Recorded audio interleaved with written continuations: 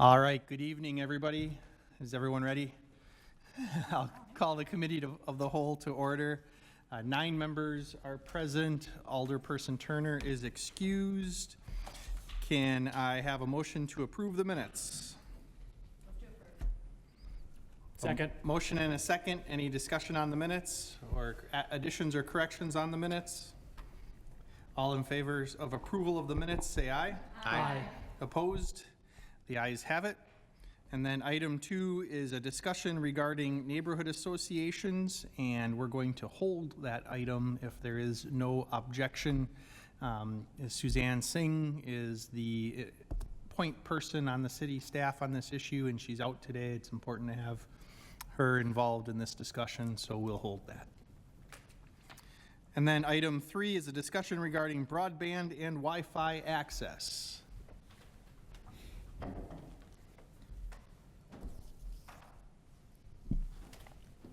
Thank you, Mr. Chair.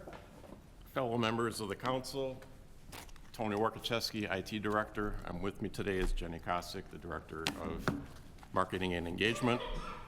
I want to say opening comments. I'm very pleased to be speaking in front of you today. I've been working at the city now for 7 years, albeit a little bit more behind the scenes, kind of working with Rebecca to advance what we call our digital strategy.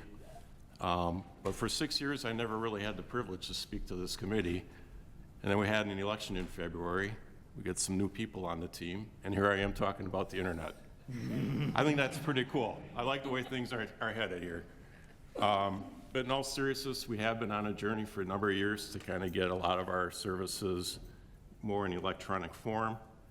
A lot of reasons for that. Fundamental, we thought it would save the city some money. We thought it would open up some channels for people to work differently with us. Kind of what's the pleasant surprise is what Jenny's going to present. It's really what our residents kind of wanted all along. We're starting to get some data to back that up. But what we can't lose sight of is the fact that in order for all this to work, the people we serve need access to the internet. And that's really the foundation of what we're here to talk to you about today. So quick agenda. I'm going to explain things very simply about how the internet works. I hope I don't lose Dan on this one. You can't talk about the internet without talking about something called internet service providers, and that's going to segue into whether or not we as a city should become one of those or not in some later slides. We have done some things to date to make the internet more available to the residents of West Allis. I'm going to cover that. But we're not done with our work, so we'll talk about some future opportunities for you to consider, and of course, leave some time for questions and answers for you.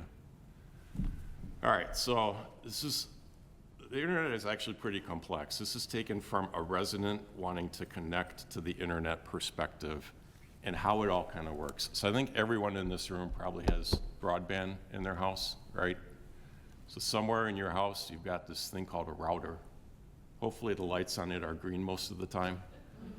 And that router basically creates a little Wi-Fi zone in your house that all your computers can connect to that ultimately leads to the internet. Well, coming out of the back end of that router is some type of a cable. In West Allis, most of the time that cable is something called a coaxial cable, based on how long we've had internet service providers and kind of the age of how long we've had the internet in West Allis. There's an outside chance that you might actually have a cable that's made out of fiber optics if you have paid for really high speeds.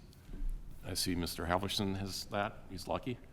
But the bottom line is there's a cable coming out of that router, just like there is out of your neighbor's house and everyone in your neighborhood.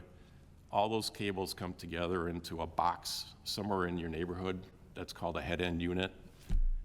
And then coming out of that unit is fiber optics for sure that ultimately leads to the data center of your internet service provider.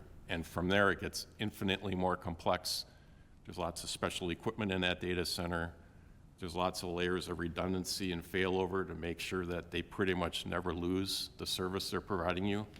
But that is where the connection to the internet actually occurs. And that's a very simple view of kind of the hardware and the wiring of how this all works. And again, this is going to come back when I talk about whether or not the city should be an internet service provider ourselves. But right now, I mentioned that Jenny's been looking at some data through census and whatnot, and whether or not Our residents are clamoring to use the internet, and so with that, I'm going to turn the next few slides over to her, and she can cover this a little bit. Thanks, Tony. I mentioned this previously when I shared some information with the council a few months back when we were doing onboarding. And I think it's really important to pay attention to these statistics. Some of this is coming from the census, and that data is already a couple of years old.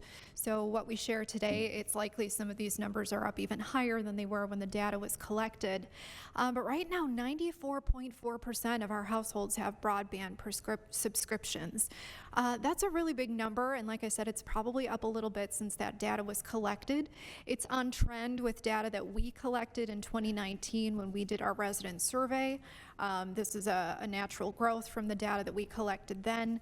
And our coverage is really strong in the area. The big five providers, AT&T, Verizon, T-Mobile, et cetera, are the ones we're really familiar with, all offer service coverage in the area, and there's a lot of other smaller options for folks to choose from. And we looked at rates as well to figure out, is the internet affordable? Because for some of us it is, some of us it isn't, and subscriptions are all over the map. So some options are as low as $20 a month, and you can go over $100 a month depending on coverage provider and all the add-ons that you might want to throw in. There was a federally funded program, the Affordable Connectivity Program, that ended just this year on June 1st. But we believe a lot of providers are still honoring the reduced rates and offering other options to provide discounted service to our area. So this map shows coverage in West Allis of broadband providers, and we're at 100% coverage. It's really a fantastic coverage that we have in our area. If you look at maps of rural communities, these numbers are very different, but the reason we have 94.4% of homes having a broadband subscription is because we have this 100% coverage from those providers in the area. And so here's the county picture. So Milwaukee County is at 99.9% coverage. So again, just really fantastic coverage. Being an urban area, we have really great options and opportunities for folks to access broadband. Okay, thanks, Jenny. Just a note about the Affordable Connectivity Program. I actually have a friend that participated in that program. He was normally paying $49.99 a month to Spectrum for internet. During the program, that price dropped to $19.99. And he just looked at his last bill, and sure enough, it's back up to $49.99.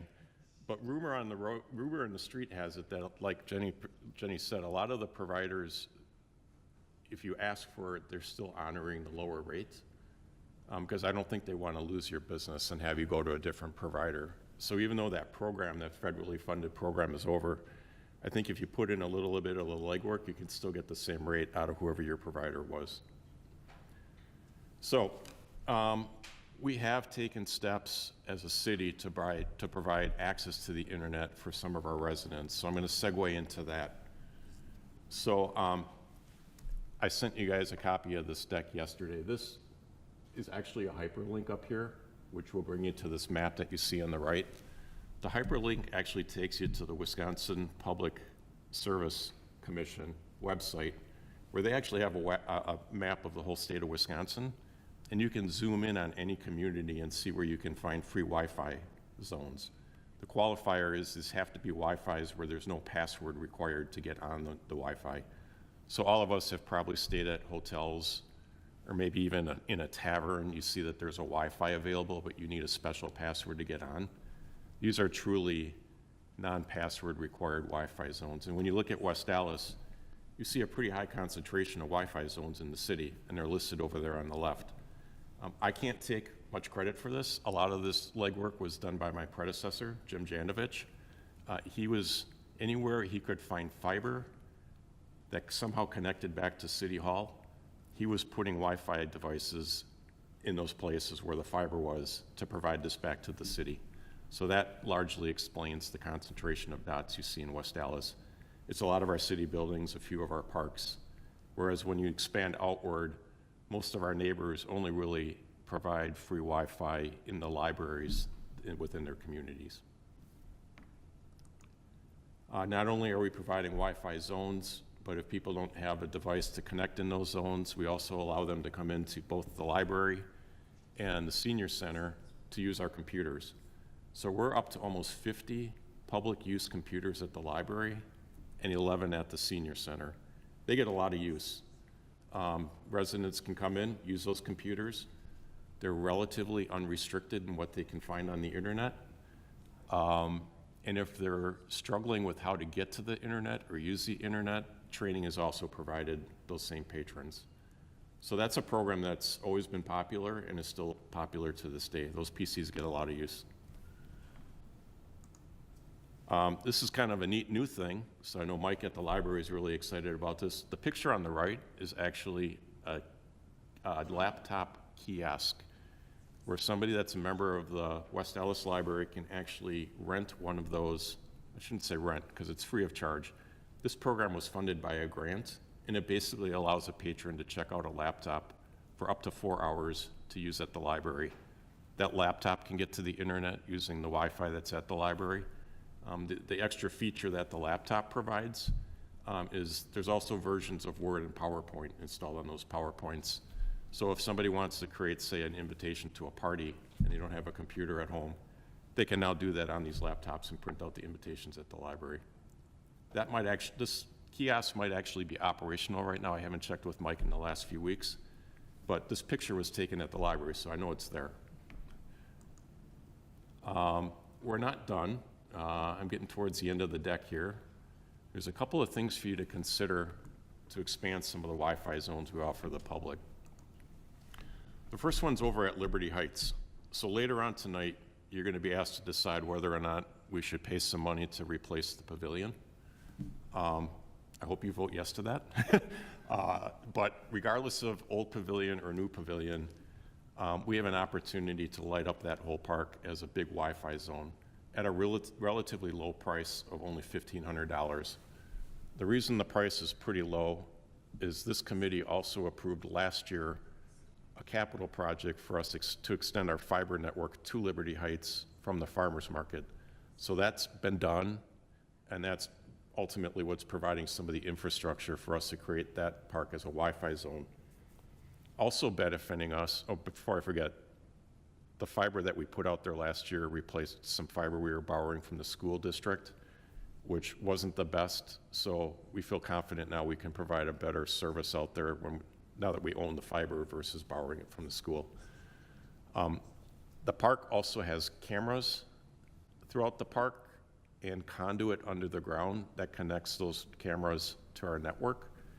That also contributes to the low price tag on this because we can reuse that conduit to run extra lines through that conduit to support the access points that create the Wi-Fi zone. So it's just a matter of buying the devices, putting another line through the conduit, putting the devices on some poles, and now we have a Wi-Fi over that whole property for only $1,500. We can do something similar over at Veterans Park. Here again, we have fiber going to the police substation, but what we don't have at Veterans Park is conduit under the ground connecting cameras to that building. No one ever asked for that.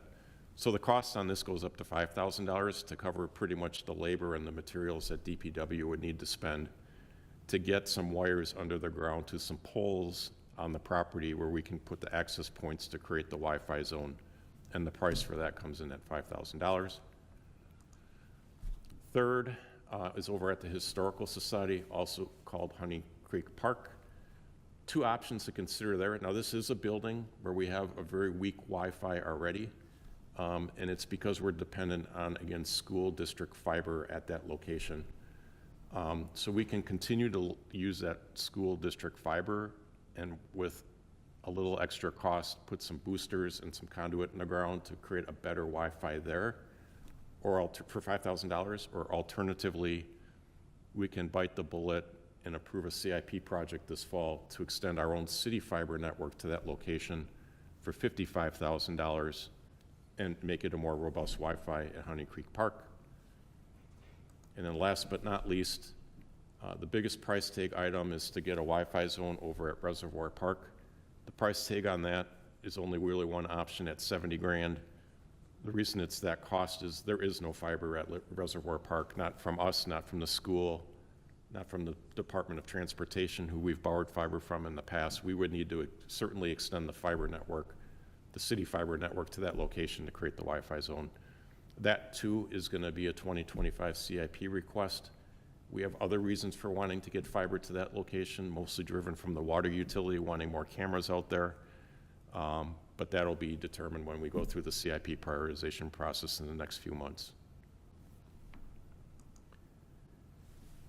All right, this is the slide that's going to get me in trouble with Chad. I did a lot of research in the last few weeks on what it would take for West Allis to provide an internet service to our residents, much like Reedsburg did, and I have a slide on Reedsburg right after this. It's not the recommendation, for me at least, to create an internet service that our residents can use that is supported by the city. And I just want to spend a couple minutes explaining why. We would need to get approval from the state to create ourselves as a legal internet service providing entity. They tend to only do that in rural areas where there's not any competition that's willing to provide that service to residents. And as Jenny mentioned, we've got lots of people wanting to provide internet services to our residents. So the state may not view like there's room for us. So why would we even want to play in that game? Well, obviously it would be to save the residents some money if we could do it a lot cheaper for them than what these other providers are providing. So I found a statute that claims if we do this, we can't underbid or undercharge what the providers are already providing. And I have a picture of that on my next slide. But the huge caveat here is I got it from a third party and I didn't really run it by Kale until the last minute. So Kale's still doing some legwork to see if we did an ISP service, can we provide it at a lower cost to our residents? I just don't have a definitive answer from him on that. So that's still obviously a big issue for you to consider and one I don't have a clear answer on. But I also know that we don't have what I call a tier 1 data center. We'd have to make some capital expenditures to bring all that special equipment and redundancy to connect to the internet that we don't have right now. The effort to extend fiber out to all the places where our residents live, kind of the backbone of that network, it would be a big undertaking. I just shared with you it's going to cost us 70 grand just to get a line out to Reservoir Park. Now we'd have to be thinking about covering our whole city with the network to get to all the residential properties. That would be a lot of work. And then I just thought logistically, I don't know how welcome our residents would be to have the government come into their homes to install those routers. Maybe they'd be thinking we were checking for unpermitted work and other things. I think residents might be more welcoming to have somebody like Verizon come in than the city. I just don't know if they'd really want us going into their houses, but I'll let you consider that. And then obviously we'd be providing utility to the residents, and there's a lot that goes into providing utility. We know that firsthand from what it costs to provide the water utility to the residents. My last slide, well, here's the statute again. It claims that we can't undercharge for the services based on an incumbent, but I'm having Kale check on that. So I talked to Ken Glass over at Reedsburg. He's my peer over at Reedsburg. They're very proud of what they've done over there. The thing to note about Reedsburg, they are the only municipal ISP that I know of in the state. They started in the 90s when there wasn't any incumbents. They had, and it's not just Reedsburg, they actually service a pretty big portion of the state around Wisconsin Dells. But they got started in the 90s when no one else was out there. And they built a lot of that infrastructure, i.e. the data center and the fiber, using a lot of the grant money available at the state and federal level to get that enormous infrastructure in the ground and ready to be used. And some of that grant money is drying up now. So while Ken's really proud of what they provide, that area, he's also said, admittedly, it's getting harder and harder to meet the expectations and get the price points to the point where he can continue to deliver that service. If there's a new subdivision that goes up in that area, the cost to get fiber out to that subdivision has gone up through the roof. I think he said fourfold since the days of COVID, but yet he can't charge as much as he would like to cover those costs because now he's got Charter coming into that same area, so he's kind of getting pinched a little bit on price. And he's just worried that with the escalating costs of construction and the profit margins shrinking, it's becoming more challenging for him, in his opinion, to keep doing what he's doing. Kenosha's doing something called the Fiber City program. The key point on this slide is it's not really a government program. It's a couple of private industries getting together to offer more people in Kenosha Wi-Fi. Sci-Fi is the people putting the fiber in the ground, and Charter is going to be the people that bring it into the home. So in conclusion, as Jenny mentioned, a lot of folks in the city already have broadband. Those that don't, we've done some things to try to make it available to them. And there's more options for you to consider to broaden with the Wi-Fi in different locations throughout the city as we move forward. That's what I got. Mr. President? Sure, whoever said that, yeah, Alderwoman Keene, yes.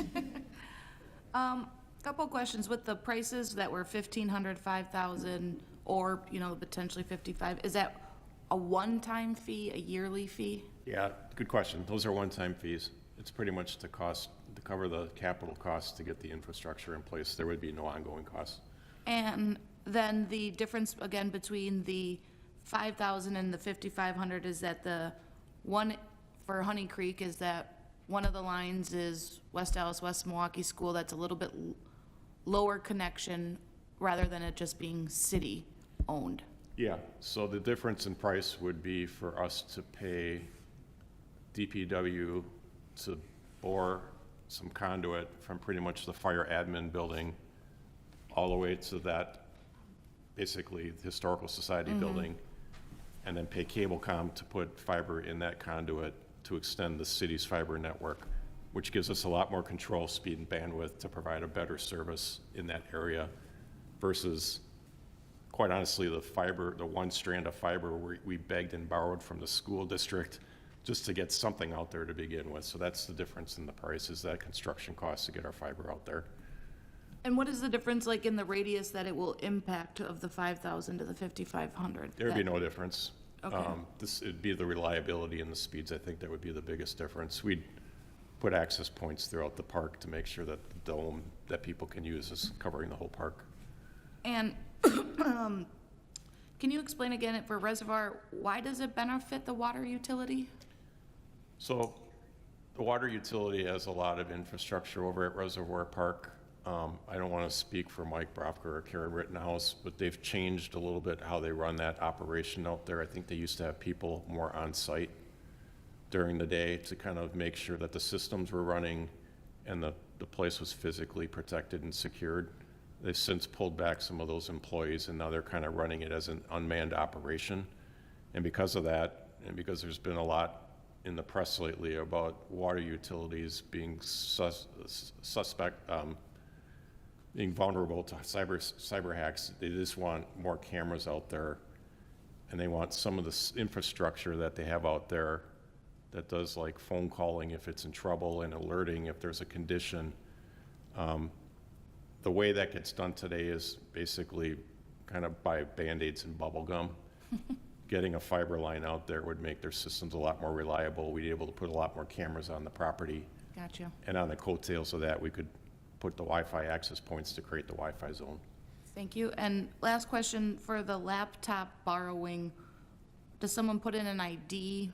Can the laptops operate if they're taken outside of the library? What is the security of taking those laptops? Yeah, it's a good question. I don't have an answer to that today. Okay. I can ask Mike about that and get back to you. All right, perfect. Yep. Thank you. Mr. President? Alderwoman Grisham. First off, thank you for the presentation. It was very informative. My first question would be, where is the money coming from? What pot do we pull this from? And are there grants available? Good question. So the $1,500 to get a Wi-Fi zone over at Liberty Heights, and even the $5,000 over at Veterans Park would traditionally be an extra line item added to the IT general account. So when you approve the mayor's budget each fall, if you read the details, I'd be asking for those things as like new adds to my general account request, because the price is below what I would call capital improvement thresholds. If we want to extend the fiber network to the Historical Society, and if we want to extend the fiber network to Reservoir Park, those would be capital items that would be approved as part of the capital improvement process, which I think starts here in a few months. But again, it probably is all taxpayer money. It's maybe a better question for Jason, but to answer your question about grants, it's my experience that the state or the federal government doesn't tend to give grants to a city like West Allis, where we have a pretty significant tax base. We really don't have underserved residents. There's lots of options, and they'd rather spend their money on places where people have no options at all. So. Thank you. And, I mean, looking at the prices, I mean, it would be a no-brainer to a yes to Liberty Heights in my, in my opinion, because obviously that infrastructure is taking place. Veterans Park, I just want to kind of bring to the council's attention something that we talked about so many years ago, and this is before, internet was taking off like it was, and we had a thought with the planning committee I was involved with, how do we incorporate this with tourism in the city? And I mean, obviously, that's kind of a dated thought, because anyone who has a cell phone can connect up. But I would like to see, kind of off topic, in the future that we go towards something like that, apps, other things like that, can kind of tell a story of West Allis. And I think that would be great for Honey Creek, even Veterans Park, kind of incorporating those things. As far as residential service, I'd be a big no on that, just because, and I'll start with a joke, we get yelled at enough. And I agree with you 100% that having government come in would just be another layer of government for us and responsibility. And that's kind of where I stand on it. But my final input would be, thank you for explaining Reservoir, because the first thing I thought as one of the reps in D3 is like, well, why? Yep. So that makes sense altogether, although very pricey compared to, but if we're in a deficit with staff or otherwise, and we can do it in a more efficient way, that I guess on the front end, it costs a bit more, looking forward to this, that on the back end, I think we'll make up for it. And that's pretty much what I have. So thank you, Tony. Thank you. Mr. President, Go ahead. I just wanted to follow up on the Reservoir Park. As far as the water utility, they would bear part of the cost. It wouldn't be from general taxpayer funds. It would be from the water utility. If I may, how much of a percentage would that be? Would that be pretty much most of it? Or this is just all in process of discussion? I don't know the percentage of it. We'd go Okay. through that when we go through the capital plan. Okay, sounds good, thank you. All Mr. right. President, Alderman Weigel. one quick comment. I'm going to guess that a portion of that 5% that doesn't have internet are people like my mother-in-law, who is in her 9th decade as a West Allis resident. She has no need for the internet. She has friends and family who can help her with it, what she needs to know, and she's been living her life just fine without it, and she would not know what to do with it. So I think that's a portion of that 5%. Thank you. All right, and then a big motivating factor for us having this discussion is Alderman Halverson. Alderman Halverson had this as a campaign issue and wanted to bring this forward. Chad, I'm calling on you. It's your floor. You can say what you want to say, please. Thank you. Thank you, Tony, for all that information. It was really good to, at least have it come from the city. There were some places I didn't even know we had Wi-Fi, which is great. Obviously, making a ISP or a municipality-ran ISP doesn't work for us for many reasons that we just discussed. The initial precipice, the idea originally is, yeah, we had, some federal funding that could subsidize internet use for some people, but even going onto websites today, it's still, $50 to $100, which to me can be a drop in the bucket, but it's not for everybody. And yeah, people are connected in their homes, but we get a lot of visitors here too. So it's not about, I guess, like, I want government-ran municipality because I want to take down these big companies because they make too much money. That's a pipe dream. But we do have. Sorry. We do have a population my age that rely on the internet for a lot of things, and the internet on our phones isn't always reliable depending on the service that we have. I like that we basically have Wi-Fi at all our hotspots in the city, but I think we can do more. I don't know, I'm sure there's some county versus municipal thing here, but is there any reason, Tony, besides the amount it would cost to run fiber out there, but can we put our own municipality or our own Wi-Fi in county parks like Lafayette and McCarty and Greenfield? I don't see why not, to be honest. I don't know many folks at the county level. I know a lot of my peers around other municipalities. It is their property, but if we were willing to upfront some of the infrastructure costs, I don't see why they would object to it. I can work on that offline, look into that. Just curious, because I know Milwaukee in 2021 put Wi-Fi in 10 of their parks. Yep. And again, we do have some access limited at Veterans, and it sounds like there's going to be some stuff on the docket for the Historical Society and all that other stuff, but there are people that either live in our city or maybe temporarily are in our city that do miss that access to the internet. Underserved, and even besides that demographic, we are really pushing for people to come in our city. Obviously, there's a bunch of people coming here in the next 2 days, but with OPE and all these other like big, event spaces, it just makes sense to have more access to Wi-Fi. Okay. My generation relies on it. Obviously, we already talked about how basically the world runs on it. Really, I just wanted the conversation of like, this is great. What else can we do? Yep. And I guess that's all I have to say. Thank you. Mr. President? Alderwoman Keene. Couple questions with that. So it would be in potentially Reservoir, Veterans, Liberty, and then just basically not Rogers of the only non-city owned park, right? Am I missing one? Okay. And then you have the library and the senior center.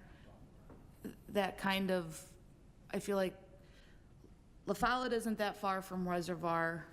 And I do agree, people come to the city, if they're sitting there watching a soccer game, they might wanna, or baseball game, they might wanna look up, where can I go for this, or where I got a flat tire, or, so I understand that, but I would be more so wanting to roll out some of these in a pilot. Is there a way to track the amount of, if it's our line, is there a way to track, we put it in Reservoir, how many people utilized the broadband to know, hey, it's really utilized here, maybe it's not utilized here.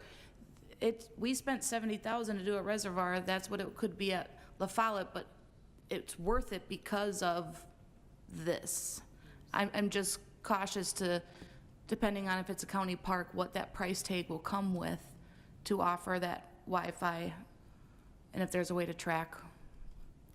Yeah, so, Mr. Chair, if I may? Go ahead, please. Yeah, funny, Rebecca asked me that for the first time about a month ago. I can tell you that we don't currently own the software needed to go back historically and look at how much a Wi-Fi zone was used, but at any point in time, we can basically log into that device and see how many current connections it's providing people. But yet, I can tell you those applications exist, we just don't have one here right now. So I can look offline at what that might take to procure that going forward, because I agree, being able to tell that story would be powerful. I can tell you anecdotally, when we look at the Wi-Fis we have in the city, the one that gets used by far the most is the one over at the skate park. And you can probably figure out why when you think about who's using the skate park. Thank you. Mr. President? Alderwoman Grisham. With that being said, I'm always a big proponent for communication, and maybe we need to also communicate, because as Alderman Halverson said, he was surprised with locations, and being your generation uses it so much, you were oblivious to it being maybe as present in our community. So I think on the back end of that too is let's not miss the opportunity to communicate that we have this opportunity for those to connect and be part of the city in that manner. And that's just my O2 on that. All right. Any further discussion on that issue? All right. Thanks, everybody. Thank you. Yeah, thanks, Tony and Jenny. And then item 4 is a discussion regarding Common Council rules of procedure. We have a proposed rules of procedure, and this is for discussion purposes only at this point. I think there are maybe 2 issues that maybe deserve some discussion and would maybe even be a little contentious. And I think that the first one is an easy one on the proposed rules of procedure is germaneness, essentially saying that I call it no free Tibet laws, or motions or ordinances or resolutions. That's what it would be. It would be a resolution so yeah, anything that the council comes before has to be germane to the city of West Allis and apply to the city of West Allis. There are other cities councils. One in Madison, Wisconsin comes to mind that they like to take actions on international and national issues. I don't think that's appropriate for our council, and it would essentially be a waste of time. So that's number one. I think that's the easy one to resolve, and that we would all likely agree with that, and I'm seeing head nods here. The other one that is more discussion worthy is our appearance. And so I'll read what the proposed language says here verbatim. Appearance. Members should, not shall, should dress appropriately when appearing at meetings of the Common Council or any committee of the council. Business casual attire such as collared shirts, blouses, sweaters, dress slacks, skirts, dresses, or similar attire are acceptable. Period. Jeans, t-shirts, shorts, athletic wear, and similar attire are not acceptable. Discuss. Mr. President. Alderwoman Keene. I'll probably have something to say considering I showed up in my Levi's. We kind of spoke about this at our last committee meeting, and someone in that meeting brought up a good point. I really think under appearance, it should just say dress appropriately. Yeah. I don't think we need to go into collared shirts, blouses, sweaters, slacks. What becomes appropriate, what doesn't? As far as footwear, are we gonna go as far as girls are okay wearing sandals, but you can't do flip-flops? Like, we do represent the city, but at the end of the day, me wearing my jeans is not going to impact me being able to listen to my constituents, being able to make informed decisions, being able to listen and act appropriately. Now, I would feel a certain way if I came in, they were all ripped up, or maybe I looked like I was going to the gym, because, well, I never look like that, so it would be kind of a lie, but maybe the gas station, that would be a little bit different, because we do represent the city, and we should put a little bit of pride into what we're wearing, but if it doesn't truly impact what we can do, I don't think we need to go into all this, and it should say dress appropriately, especially if I wear jeans, is someone gonna tell me to leave the council? And if the answer is no, then what is the point of having a policy that is not implemented? That's my 2 cents. Mr. President. Well, Alderwoman Grisham and then Alderwoman Novak. I think that I didn't even say a word, so whoever did, I just looked like I wanted. Oh, you didn't know? Then Alderwoman Novak. Yep. Oh, was? Oh, No, I want to be a wholehearted, super enthusiastic second to everything that Alderwoman Keene just said. We're all elected officials. We can be trusted to dress appropriately for this setting. okay, now Alderwoman Novak. Same, I think. Yeah, turn on your microphone though, please. Man. Same, I agree with Alderwoman Keene. I think just simply stating dress appropriately would be plenty. May All I right. go now? Yes, go ahead. Okay.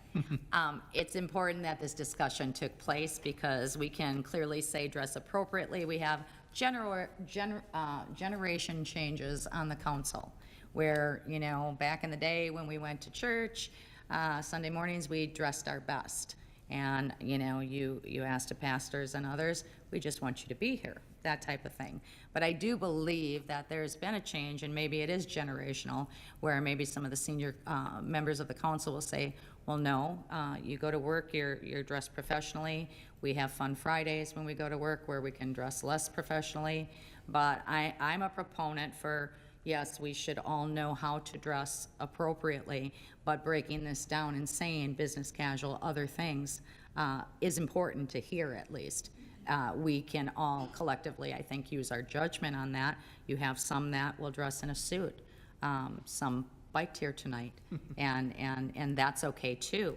I agree with Alderwoman Keene on that. And I just wanted to mention, I think, like I said, so we're on the same page. It could be generational, but I do believe that, I always hear this in the community, okay, you're not Suzette Grisham anymore, you're Alderwoman Suzette Grisham. So, you know, when you show up to events and other things like that, I take the cue from staff, our administration, our mayor, you know, how are you presenting yourself in that forum? And I think we need to be mindful of it. I'm not a flip-flop generation. I'm a barefoot generation, but I'm not going to come here because it's comfortable and not wear my shoes. As a professional in the industry of owning a hair salon, we talked about those things, and this was primarily due to, you know, sanitation and public health and whatnot. Like what I'm wearing this evening would not fly. My armpits are showing and things like that. But I have found that I'm a little bit more laxed in feeling comfortable in wearing this now than I may have been in past in the summer months. I'd want to put a jacket on because, you know, I think that would be appropriate just based on my colleagues and what I'm seeing you all wear. So I'm rambling a little bit. I support what Alderwoman Keene and Nolan said, but I also think that having this discussion was important and outlining what business casual and all these other things are. I don't think it should be personally that we come in shorts. I don't personally think that that's okay. But being we're half and half on council now with female members, what's good for the goose is good for the gander. So if I'm going to come here with a sleeveless shirt, is it okay for Kevin to come with a sleeveless shirt? You know what I mean? So that's really kind of where the confusion comes in, is like, okay. Exactly. So, you know, is it because you have hairy pits and I don't? You know what I mean? What would be considered offensive or otherwise or not put together? So that's just my 04. Mr. President, yeah, with that, like, even just saying it has changed even for the years in the business industry. Business casual used to mean that you just didn't have to wear a suit coat, a skirt, or a tie. Business casual were dress pants, still a buttoned up or collared shirts. Even now, being in the finance industry, I go and visit plenty of financial institutions all over, and most people are in a pair of jeans and really, it's a little bit more dressed down. And to the point of, if we start breaking out what business casual means, I feel we're gonna get lost too much in the minutia of, well, you can have jeans but not ripped jeans. You can have sandals but not flip-flops. You can have tank tops as long as they're dressy but not actual tank top. So again, I think that's why it should really just say dress appropriately, because we are elected officials, we're not hired. And based on, maybe they did like what I wore when they voted for me, but I don't think that how I was dressed came across of why they voted for me, and it would impact citizens' views of me, because more than likely, that's how they've seen me. It's how I've presented myself, whether they've seen me at a city function, a gas station, a bar. I'm Alderwoman Dana Keem, but I'm even at, you know what, I'm still elected by the citizens, and I don't think that they would, if they are the ones who have something to say about it, then I feel we should develop policy around it. That's it. Thank you. Can we perhaps get a consensus that we would change the proposed language to read, appearance? Members should dress appropriately when appearing at meetings of the Common Council or any committee of the council, period. And then end it there and excise the part about business casual attire such as collared shirts, blouses, sweaters, dress slacks, shirts, dresses, similar attire are acceptable. Jeans, t-shirts, shorts, athletic wear, and similar attire are not acceptable. I see head nods. Any there? Mr. President? Alderwoman Grobe. I mean, partly I'm just agreeing with you, going along with the head nods, and just acknowledging that often dress codes have been more punitive towards women in business and school situations. So I wholeheartedly agree with keeping it appropriate. We're all grown adults and have presented ourselves to our electorate, so just agreeing. Sure. Marty was all ready to go. Go ahead, Marty. Thank you. So the question I have is about committees of the council. So that's council meetings and the meetings of the 4 committees, which we are all, each of us are on 2 of those 4 committees. So this wouldn't be, say, if you're on the CDA or Plan Commission or anywhere else, Administrative Appeals Review, because many of us are on other committees, boards, or commissions also. I think I'd kind of like to extend it whenever you're on one of those, not that you're going to show up in like your gym clothes or something, like Alderman Keene said. Yeah, I think when you're acting, as an alderman at an officially agended meeting, whether it's of this, people understand what I'm saying. You know, I mean, can we maybe it doesn't even have to limit it to that. So Right. when you're at And that would just be for council persons, not citizens that sit on those committees. Oh, no, correct. okay. These rules are only affecting us. Yeah. These are. I would rules agree with that. It should be any meeting that you represent the city, Yeah, you should you're be them. dressing appropriately. Yes, yeah. And I just want to clarify, we're all in agreement that it's agended meetings, not things like West Allis Night Out. No. Nobody's no, expecting you to show up in a suit jacket to West, like, Night Out. Yeah, Perfect. in the dunk tank. In the dunk tank. No, you always look spot on.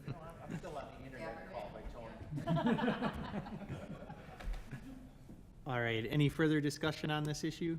Well, as long Yep, go ahead. Alderman Weigel promises not to wear white socks with his shorts after Labor Day. We discussed that Labor Day? privately over here, but Not anymore. Mr. President, maybe we should have Alderwoman Novak do a Dress Your Alder Day. But on a serious note, I think this discussion was important. I would be in support of that, and also Alderman Weigel's request to kind of broaden that to committees. Thank you. All right, all right. Any further discussion on this issue? Anything else to appropriately come before the committee? Can I have a motion to adjourn? What? Go ahead. Motion to adjourn. Second. All in favor, say aye. Aye. All right, we're adjourned. Thanks, everybody.